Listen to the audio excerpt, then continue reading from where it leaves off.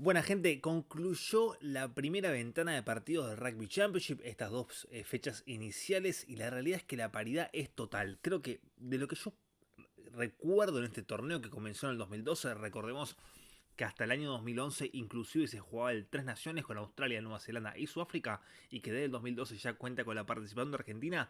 No recuerdo un inicio de Rugby Championship tan parejo.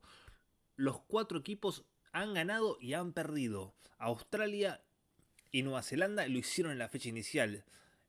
El conjunto de los Wallabies superó a los Springboks en Johannesburgo por 38-22, mientras que los All Blacks lo hicieron frente a la Argentina por 41-24. 7 días más tarde, en Ciudad del Cabo, los Springboks se impusieron justamente ante los Aussies por 30-22, mientras que la Argentina, por primera vez en su historia y con su gente, le ganó en suelo albiceleste a los All Blacks. Además, la cuarta vez en su historia fue por 29-23 en un partido en el cual dominaron de comienzo a fin, y que si cliqueas acá arriba vas a poder ver mi reacción post partido en lo que fue una jornada emotiva y de alto voltaje para el seleccionado dirigido por Felipe Contepomi. Pero el objetivo de este video no es únicamente hablar de la Argentina, como lo pueden ver en la miniatura. Vamos a hablar de los Pumas, de los Springboks, de los Wallabies y también de estos All Blacks, que la realidad es que creo que da para hacer un video aparte. Déjenlo en la cajita de comentarios, suscríbanse, activen la campanita y dejen también su me gusta para mejorar el algoritmo. Ya somos, la realidad, casi 2700 en esta familia que va creciendo día tras día. En TikTok la realidad es que somos casi 2000, a full en Twitter más de 3000, así que bueno, van creciendo mis redes sociales. Es importante porque el rugby, si bien no es el deporte tan gigante como el fútbol, donde tal vez es más fácil la exposición, la realidad es que está bueno que se vayan sumando nuevos adeptos, no únicamente fanáticos de la ovalada, sino también personas que quieran empezar a conocer un poquito más de qué se trata este deporte. Con respecto a lo que ha acontecido en los últimos dos fines de semana, lo primero que hay que decir es que no se sabe quién va a ser campeón, gente. Si querían saber quién iba a ser el ganador de esta edición, yo antes de justamente de que arranque este nuevo certamen, dije que iba a ser Sudáfrica. La realidad es que hoy en día no estoy tan seguro. Si bien sigo manteniendo mi postura, no puedo decir que estoy totalmente seguro de que los dirigidos por Raz Erasmus se van a quedar con el cetro nuevamente. Recordemos que ya fueron campeones en la edición 2024 y además vienen de ser bicampeones del mundo, tanto en Japón 2019 como en Francia 2023. Con respecto justamente a los Springboks, lo primero que hay que decir es que están en una etapa de recambio. Hay muchos jugadores nuevos, hay jugadores que están lesionados, como por ejemplo Franz Malerby, Trevor Niakan, Cameron Hanekom, bueno, Lucaño Am, que para mí es uno de los mejores número 13 de la historia del rugby sudafricano, y en su momento, para muchos, el mejor jugador del mundo, allá por el 2019, año de la Copa del Mundo. Bueno, Lucaño Am tal vez era el mejor jugador del mundo a nivel internacional. Bueno, perdón, es una redundancia, pero bueno, sí, era el mejor jugador del mundo. En el día de hoy la realidad es que tienen jugadores nuevos que se están incorporando, como por ejemplo, no sé, Jan Hendrik Wessels, jugadores bueno, en la tercera línea. Empieza nuevamente a reflotar el nombre de Jean-Luc Dupré. Bueno, se ha incorporado, por ejemplo, el año pasado Sasha Feinberg Gomezulu, la apertura que la realidad es que la ha descosido con Stormers, y también en los partidos que le ha tocado representar a los Green and Gold, como le suelen decir allí en suelo boque. Pero la realidad es que Sudáfrica no ha comenzado este Cuatro Naciones como uno esperaba. Yo presagiaba dos cómodas victorias con punto bonus, tal vez por lo menos una de ellas con punto bonus, pero sumando mínimo 9 de los 10 puntos que han estado en disputa, y la realidad es que Sudáfrica solamente ha conseguido 4 unidades. ¿Es preocupante? No sé si es preocupante.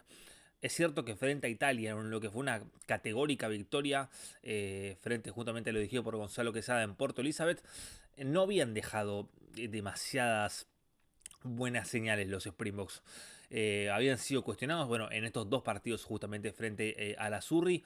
No habían dejado demasiadas buenas señales, más allá de, bueno, de los éxitos en lo que respecta al resultado. Pero no, es una Sudáfrica que no se puede imponer desde lo físico, o por lo menos frente a Australia no lograron imponerse desde el costado físico. Eh, no percutieron en ataque como lo suelen hacer, con esos forwards que te avasallan constantemente, con, bueno, Iben Etzebeth a la cabeza, con Malcolm Marks, que además es una pesadilla en el breakdown. Estuvo bastante deslucido Cheslin Colby, me parece que eh, Keenan Moody lo hizo de mejor manera en estos primeros cotejos. Bueno, se notó muchísimo la ausencia de Handré Pollard, sobre todo en lo que fue el debut. Handré Pollard ya estuvo de regreso en lo que fue la victoria en Ciudad del Cabo frente a los dirigidos por Josh Smith. Y después, bueno, la realidad es que Sudáfrica está, como lo digo, está en una etapa de recambio. Hay jugadores que también, como lo digo, no están. Y me parece que es normal que, teniendo en cuenta que todavía faltan 2 años para la Copa del Mundo, estén pasando zozobras. No va a ser todo color de rosas para los dos, que desde que arrancó la era Arrasí Ramos ya por el 2018. De hecho, creo que el debut fue frente a la Argentina. No sé si fue en Mendoza el primer partido, tal vez estoy un poco equivocado, pero fue uno de los primeros partidos en lo que fue la victoria de los Pumas justamente frente a Sudáfrica con aquel gran partido de Bautista Delgui en el Estadio Malvinas Argentinas. A partir de allí, la realidad es que la carrera de Racing y de los Springboks se ha ido para arriba. Lo dicho, campeones en el 2019. Del mundo, bueno, la final de Inglaterra, campeones en el 2023, el éxito frente a los All Blacks en la definición, ha metido Rugby Championship en el medio, la realidad es que ha sido redondo todo lo que ha pasado en estos últimos 6 años para los muchachos africanos. Pero bueno, veremos qué es lo que pasa ahora frente a los All Blacks. Yo tengo la esperanza, porque a mí saben que me gusta Sudáfrica, es un país que me despierta admiración y lo cierto, ciertamente fraternal, una especie de hermandad con la Argentina, por cómo nos han ayudado en su momento, por cómo lo hemos ayudado nosotros cuando fue la época del apartheid, yendo a jugar cuando nadie quería enfrentarlos. Y ellos por la mano que nos han dado para entrar al Rugby Championship, para entrar al Super Rugby. Siempre ha sido un país que ha demostrado su gratitud con la Unión Argentina de Rugby. Veremos qué es lo que pueden hacer en el Eden Park, fundamentalmente recordando que Nueva Zelanda lleva más de 30 años invicto en dicho recinto, en The Fortress, como les suelen decir aquí, en suelo neozelandés, y también en el Cake Tin, en el Estadio Regional de Wellington, una semana más tarde. Esto van a ser los días 6 y 13 de septiembre. Pero yo tengo la esperanza de que Sudáfrica por lo menos le robe una victoria a los All Blacks en suelo neozelandés. ¿Es imposible? No, para nada. Yo creo, de hecho, que si tenemos que analizar quién es el favorito para la serie, es claramente Sudáfrica. Más allá de que, bueno, en el Eden Park sabemos que los hombres de enero tienen un poder distinto, se les activa el modo Super Saiyajin, como me gusta decirles. Con respecto a los Wallabies, la realidad es que todas cosas positivas para marcar de esta Australia, ¿no? Que el año pasado creo que tocó fondo. Estuvo en la peor versión que yo le he visto en su historia, en aquella tarde en el cementerio de los elefantes frente a la Argentina, en lo que fue una de las peores derrotas de su historia, con un segundo tiempo lapidario para nuestros muchachos y que fue fulminante, ¿no? Para los muchachos de amarillo y verde. Y lo dicho, en estos dos primeros partidos creo que han dado un paso adelante, fundamentalmente desde Max Jorgensen, este joven maravilla, que bueno, ya nos demuestra por qué se habló tanto de él en los años antes de que irrumpa en la élite, perdón, antes del Mundial 2023. Buen debut de Corey Toole el pasado fin de semana en la cancha Stormers, bueno, en el estadio que fue construido para la Copa del Mundo de Fútbol del 2010. Bueno, un Fraser McReight que la realidad es que para mí son los jugadores más regulares, más constantes que tiene este representativo de la ARU. Un Rob Valetini que, bueno, para mí siempre es el jugador, el factor X, podríamos llegar a decir, de estos Wallabies. Y un Harry Wilson que, si bien no estuvo en el segundo partido frente a Sudáfrica, en el primero el capitán fue para mí la gran figura de la cancha. Se comió la cancha Harry Wilson, que venía de temporadas bastante flojas, sobre todo con Queensland Reds. Después, bueno, sabemos que Angus Well es un muy buen pilar izquierdo.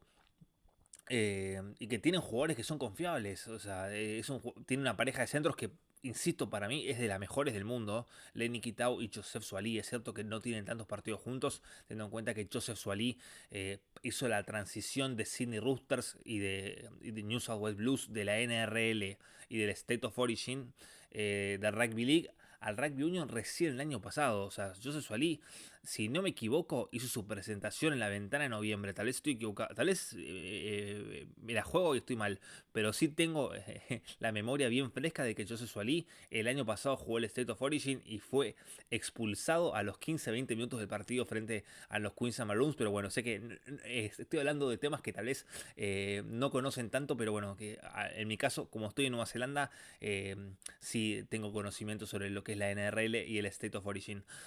Y después, bueno, jugadores como Tom Wright, que bueno, ahora se lesionó y no va a estar durante los próximos 6 o 7 meses. También, bueno, destacándose una segunda línea con Will Skelton, que bueno, Will Skelton no va a estar en lo que queda del Rugby Championship. Creo que es algo que hay que tener en cuenta. No va a estar frente a la Argentina en Townsville ni tampoco en Sydney. Se vuelve a La Rochelle y es una baja importantísima para Joe Schmidt y su grupo de trabajo. Creo que Will Skelton ha sido en cierta parte la bandera de estos Wallabies, tanto en lo que fue los partidos frente a los British and Irish Lions en la serie que perdieron por 2-1, pero que creo que le dejó un gusto bastante agridulce por lo demostrado dentro del terreno de juego y por cómo se plantaron frente a un combinado tan poderoso como los Lions, y también en lo que fueron estos dos partidos frente a los Springboks. Con respecto a los All Blacks, gente, a ver, Nueva Zelanda, dejo a los Pumas para el final porque claramente es lo que más nos interesa. Con respecto a los All Blacks, es total excepción. Yo creo que ha sido el peor equipo de los 4 en este inicio, y es raro decirlo, ¿no? Porque siempre estamos acostumbrados a la excelencia justamente del seleccionado de negro. Y ni siquiera en la victoria en el Kempes, que es lo que dejaron demasiadas cosas positivas para destacar. Más allá de, bueno, de jugadores que para mí siempre levantan la mano, como Ardi Sabea, como Sebu Ruiz, bueno, como Jordi Barrett en su momento. Pero la realidad es que Rico Ioane, que es mi jugador favorito, ha estado muy mal, tanto en Córdoba como en Buenos Aires. Simon Parker tuvo un debut flojo, la realidad es que es un debut flojo. Para un jugador que no espero tanto, les falta opciones en la segunda línea Nueva Zelanda. A ver, gente, tuvieron que recorrer a Fabian Holland, que Fabian Holland es un jugador particularmente y curiosamente nacido en los Países Bajos, haciéndole honor a su apellido, pero no es Sam Wildlock, no es Brody Retallick, no es Patrick Tuipulotu, no. En otra época de los All Blacks, si tuviéramos que viajar en el tiempo aquel espectacular 2013 que tuvieron, en el cual culminaron invictos con aquella victoria y el try final de Vince Smith ante Irlanda en Dublín, Fabian Holland no hubiese estado ni siquiera cerca de jugar en los All Blacks, en nada, no hubiese estado cerca. Tendría que pensar quiénes eran los segundos en ese momento. Estaba, bueno, estaba Wildlock, no sé si estaba Retallick ya en ese momento, estaba Luke Romano. Había muy buenos jugadores, estaba Patrick Tuipulotu, o sea, había jugadores de primer nivel y la realidad es que hoy no lo tienen. O sea, yo estoy esperando que en cualquier momento aparezca, no sé, Lachlan McFannel en los All Blacks, que tampoco me sorprendería. De hecho, convocan a Josh Lord, que Josh Lord es un jugador que ni siquiera creo que estaría entre los 23 de los Pumas, a ese nivel lo pongo. Después, bueno, en la primera línea también tienen gravísimos problemas los All Blacks. Más allá de Ethan de Groot, Tamaiti Williams y Fletcher Newell, la realidad es que no tienen grandes pilares. No. Es algo que le está costando muchísimo a Nueva Zelanda. Ya lo venía mencionando años anteriores, que tenían problemas para sacar segundas líneas y pilares. Y bueno, ahora está quedando reflejado no solamente en lo numérico, sino también en lo que uno puede observar fin de semana tras fin de semana a nivel test match, obviamente en el Rugby Championship, que es lo que está sucediendo en este momento. Y con respecto a la Argentina, gente, a ver, los Pumas creo que hay que dividirlo por dos. Una cosa es lo que mostraron en Córdoba, un equipo que se lo notó inseguro, que si bien Nueva Zelanda te invitó a pelear el partido, porque la realidad es que ellos te dejaron venir, te acomodaste con esos dos tries tempraneros en el complemento, te pusiste a 7 puntos y a partir de ahí te volviste a caer, te penetraron constantemente con la fórmula Line y Moll, con Samuel y Tauqueyajo, que entró sobre el final y se terminó floreando ante una defensa que la realidad es que ya no ponía resistencia, y un equipo que se volvió a ir mentalmente.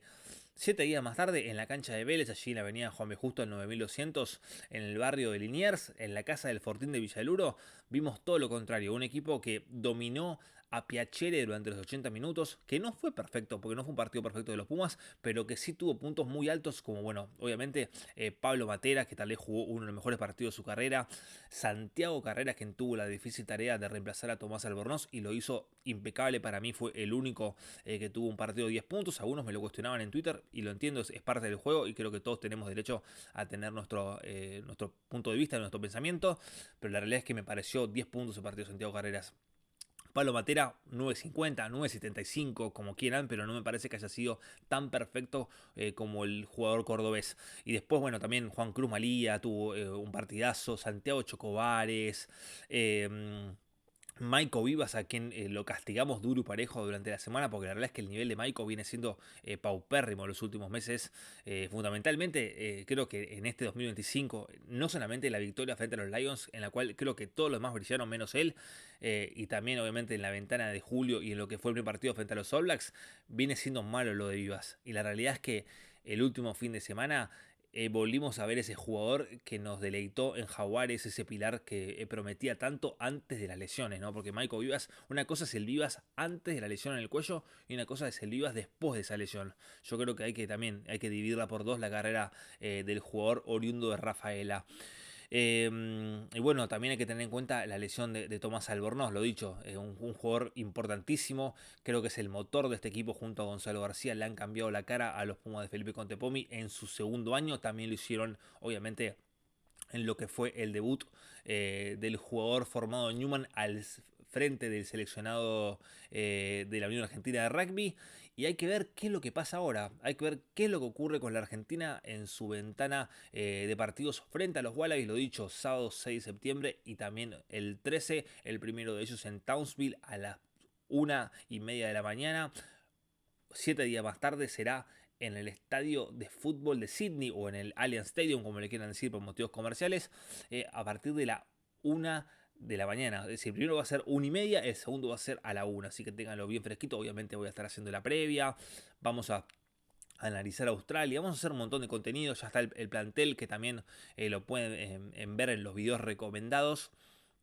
Que también, bueno, es el último contenido que estuve grabando. Ya tenemos la nómina sin Tomás Albornoz lesionado y con el posible debut de Tomás Rapetti y con algunos jugadores que vuelven y otras ausencias importantes, como por ejemplo la de Matías Tute Moroni, quien todavía no ha sumado minutos en el Rugby Championship, ni tampoco lo va a hacer, salvo que haya alguna lesión de por medio, frente a Australia en suelo oceánico.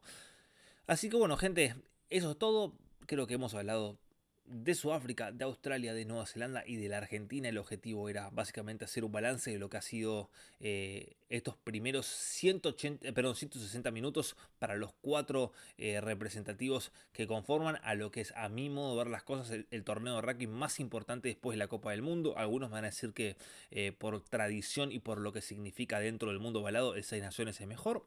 Lo respeto, pero yo no estoy para nada de acuerdo. Yo creo que el Rugby Championship es la excelencia de la excelencia e incluso para mí es más difícil que una Copa del Mundo, porque en una Copa del Mundo tal vez juegas contra un Chile, juegas frente a un Rumania, frente a un Namibia, frente a un Samoa, que es un paso más, y acá vos tenés que jugar 6 fechas frente a Australia, frente a Nueva Zelanda y frente a Sudáfrica, gente. Entre los tres, perdón, suman 4 Copas del Mundo Sudáfrica, 3 Copas del Mundo Nueva Zelanda, y tenemos 7 más las 2 de Australia. Son 9 de las 10 que se han disputado. Recordemos que la única que ha ganado el hemisferio norte ha sido en Australia 2003, de la mano de la Inglaterra, de Johnny Wilkinson, de Martin Johnson, de Lawrence Dallaglio, y dirigida obviamente por Cliff Woodward. Así que bueno, gente, lo de siempre, a dejar su comentario, a suscribirse a aquellos que no lo están. Casi el 70-80% de las personas que ven mis videos no están suscritas a mi canal. Es cliquear un botoncito y saben que a mí me ayuda un montón. Activar la campanita de notificaciones si saben bien cuándo estoy subiendo videos. Y nos vamos a estar reencontrando en los próximos días con mucho más contenido, con shorts sobre jugadores de los Pumas, con shorts obviamente de otra clase de atletas que están claramente, que corresponden al mundo del rugby. Y bueno, ya lo dicho, este fin de semana no habrá actividad para el seleccionado nacional, sino que volverán al verde césped el sábado 6 de septiembre, 1:30 de la mañana, Wallabies frente a Pumas, Pumas frente a Wallabies en Townsville. Y un ratito después, a partir de las 4:05 de la mañana, hora argentina, las 19:05 aquí en suelo maorí, estarán jugando en el Eden Park los All Blacks y los Springboks en una nueva edición del Superclásico del Rugby Mundial. Hasta la próxima.